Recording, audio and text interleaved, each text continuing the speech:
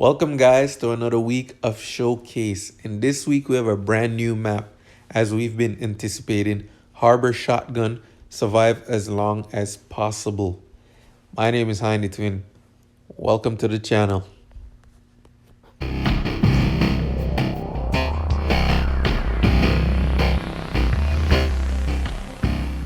Alright, so we're going to jump straight into the strategy. But before we do that, if you're new to the channel, please subscribe to the channel and join the clan.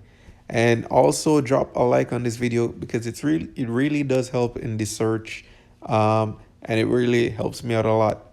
Then thirdly, remember to share this content with your clan mates, especially if they're new to the game. You know, it would really help their game, help them understand how to develop their skills and grow your clan. Now, without further ado, let's get into the video. So what we're covering here is pretty much the beginning of the map, which reminisces another arena map. I just can't really think of it off the top of my head. It really does. So if you look in that first big circle on your right, that's one, and then the furthest one, that's two, and then the one directly in front of you behind this guy with the pistol is number three. Now the first shot that I fire, if you look up here, it's circling the words point boosted, whatever not. That's because the enemies are already dead. So you want to fire one shot there, try to get headshot, and it should be a double kill because they're going to be running one behind the other. Okay, and you're going to need the extra damage boost for that. Then your second shot should be that canister over there, and you will get probably a multi-kill of 3 guys. Then your third shot, by this time, there should be more enemies gathering. One shot on that canister, wiping out them. So that should be your first 3 shots. It should be 3 multi-kills. Actually, the first one is a multi-kill, and the other 2 are explosive kills. Okay, so that should be your first 3 shots to set your base. Nothing else. Okay, go for those canisters. Hostile neutralized. That's a kill. Hostile down. Anything major into this video. There's a new experiment I had this week, and I'm just kind of sharing it with you just in case if you want to try to figure out what's your best perk and which one you should put in your highest slot. So what I did was use only one perk.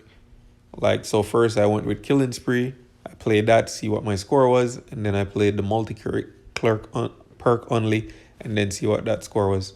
Now, Killing Spree is my highest arena perk, and so I was expecting that to be my highest score, and yes, it was. So what I'm asking you to do this week is to try that little experiment. Just play the map with just one perk in your best slot and see what your best scores are. And I think that way it will kill any lingering thoughts or what is my best perk and what's not my best perk. It's going to kill that confusion, and then you'll obviously see which perk is your best. So try that out this week. I did, and I think I found my best perk, which was Killing Spree for this map, easily. So now let's get into the nice juicy stuff, but let's cover a little basics real quick. First, remember to put on your 8-win kill streak protection, okay? And obviously this week it's the VX3 support vest. I have a very high level on it, so that affected my score a lot. So maybe my score is really low because of that. Now, as I said, when it came on the perks, Killing Spree gave my best score, so I'm leaving Killing Spree in the number 1 slot, multi-kill in my second best slot, headshot obviously in the third, and Cash is King in the last one. Now, for this map, you definitely need a pretty good shotgun. I still use my Titan Smasher until this day. Yes, I know it's a cheap gun, but it gives me that 40 kill streak, 40 kill streak and 8-win streak. So I use that. But there is better shotguns than it.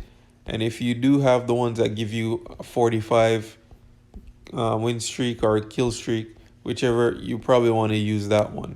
But as for me, the Titan works pretty well, so I don't need another gun. Another thing you want to keep in mind for this map is you probably want to aid your shotgun. Go back to gear real quick. You just want to aid your shotgun a bit because there's quite a few shield men, and then when you get to the latter part of the map, there's a few tanks that are across. You know, the extra build up. I'm sorry, the extra bit of damage could really help you, especially if you're looking to get those multi kills. So after you fired your first 3 shots, immediately a suicide bomber is going to start running at you. And obviously you're going to want to detonate that suicide bomber where that knife man is. So I'm using the same frame because it's the best frame I have of just showing the whole open map on the first part.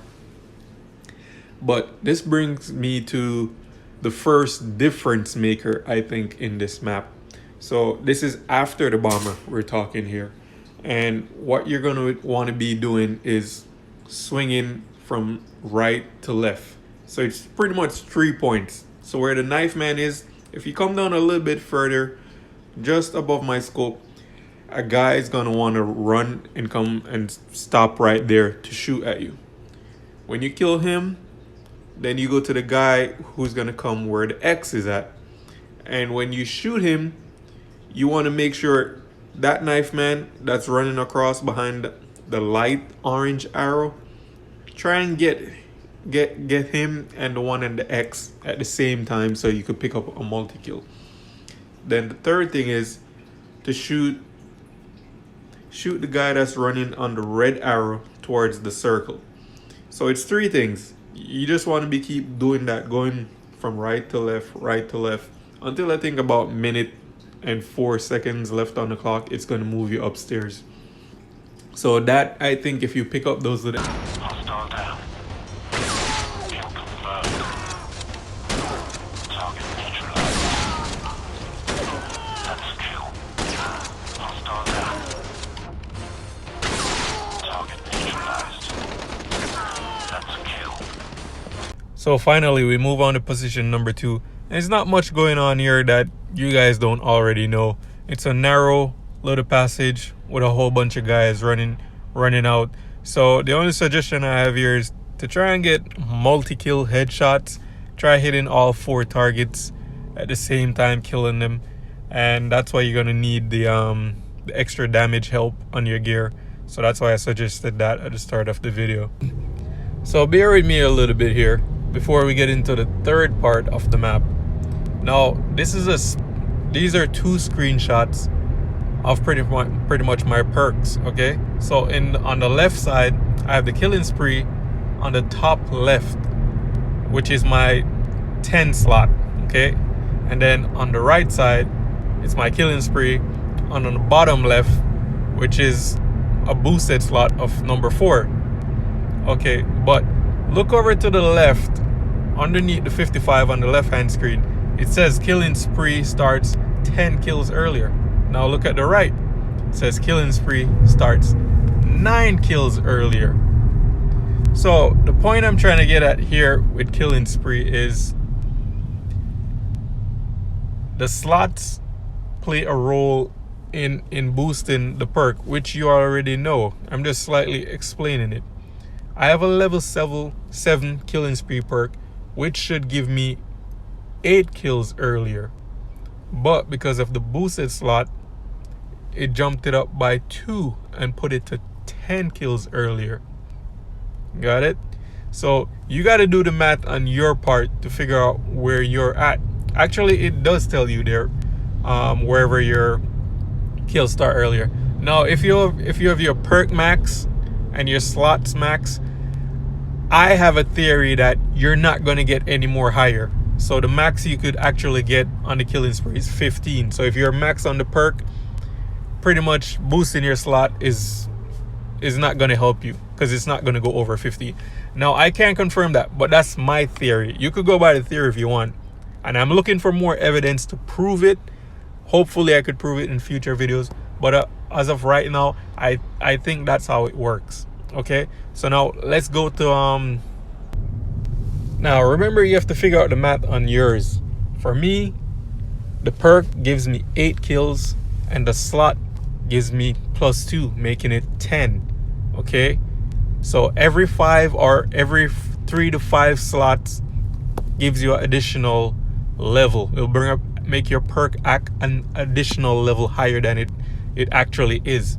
So in my case here now in the video, if you look at the top left, I'm at 34 kills, but in truth, the game is counting that as 44 kills because of the killing spree. So now I have 4 barrels here, and I've labeled them 1, 2, 3, and 4. Now with barrels 1 and 2, those are the 2 ones that I really care about. 3 or 4 you could explode whenever you want. Now before you explode barrel number 1, you want to make sure there's a large gathering there, okay? And you're going to explode it when the tank gets there, the first tank gets there, and there's a large gathering. But between the time waiting for that, keep picking off those knife men, like in the circle 4 area. Just keep picking them off one by one. You know, if you could get a multi-kill in there, that's great. So when you explode that first barrel, then the next thing you're going to want to do is to explode the second barrel. Now when you explode the second barrel, do it when the second tank is coming down the stairwell. And the reason why we're exploding the barrel when the tanks are coming is because it's so hard to get a headshot across so far away. It's pretty difficult. Okay, then like I said, you can explode the third or fourth one whenever you want. I know a tank sometimes goes under the third one. If you want to wait for that, you could wait for that. So after you explode 1 or 2, it's just looking for the multi-kills. Look for the captain that runs where the arrow is pointing from. You need to look for that captain also, see if you get a multi-kill with him. And that should really rack up your score. But to touch on something that I kind of missed out. The reason why I mentioned the killing spree in the first part was before you explode number 1 barrel, you're probably going to hit your 45 kill streak if you have a decent killing spree perk. Do the math to see what the difference is between your killing and the 50 spree killing, okay? Just do the math and see what the difference is. You want to hit that number 1 barrel when it's time for you to get that 50 kill spree, so you could get that big extra bonus, okay? So that was the main point of why I mentioned the numbers and all of that. I totally forgot to mention it. But anyways, that's all I have for this video. I really hope it helped you guys a lot. Hope it improved your score. If so, please drop me a like. I'll run my full gameplay after this. So I'll see you guys next week. This was definitely an enjoyable map. It's pretty easy.